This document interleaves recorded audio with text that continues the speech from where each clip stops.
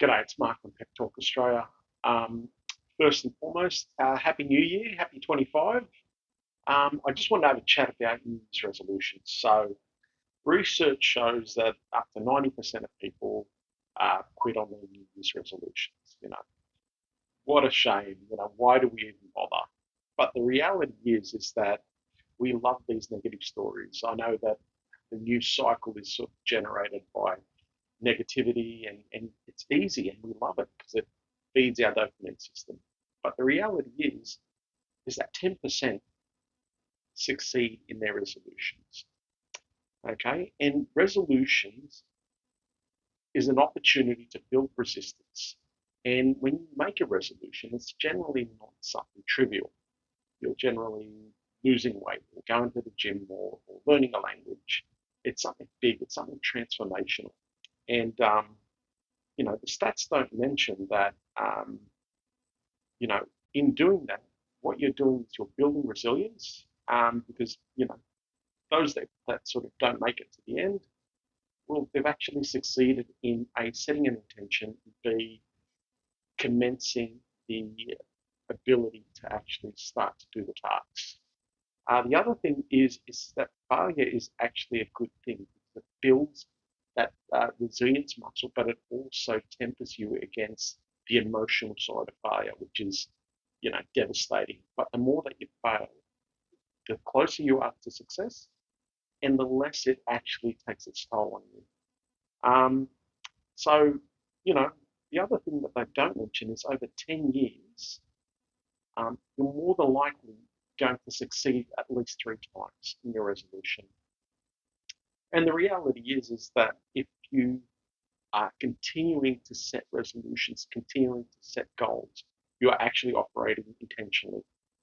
Um, so for my resolution this year is to set up Pep Talk Australia, which is a peer-to-peer life coaching service for those of you that are going through life's challenges. This will probably be my sixth attempt at setting up a business. Fail miserably every time. But at the end of the day, in 25, if I do fail, I'll just go on to the next thing because it's just an event. So that's my first one. Second one is on average 100 push-ups every day. So I think that's something like 35,200 push-ups over the course of the year. And the third one is to go on a family cruise. So they're my resolutions. Again, they're big markers, they're big goals. I may succeed, I may fail, but taking the push-ups as an example, if I only end up doing 10,000, that's 10,000 more than I would have done if I didn't set that intent. So that's where the resolution comes in. And also, I've got until December, and that's the thing with resolutions, is that you don't fail in January. You still have 11 months. You know, you can decide you're going to set it in June and refocus and reset that intent. And come December, you might have gone to the gym, you might have lost those pounds, you might be speaking perfect French. And that's where intentions and resolutions come in. So I've told you my resolutions.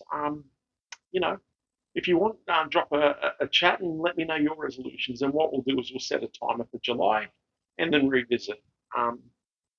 So the other thing that you might want to do is, if you're sociable enough, find somebody that can be your sort of accountability supporter. But just make sure that you the intent is to support one another.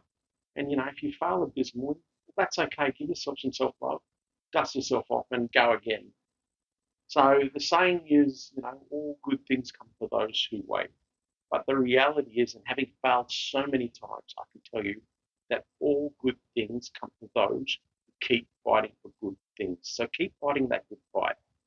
Okay. Now I know that there are people that don't set resolutions and they're still successful. They set up systems, whatever works. So if you're not a resolution setter, but you're goal setting, it's the same outcome.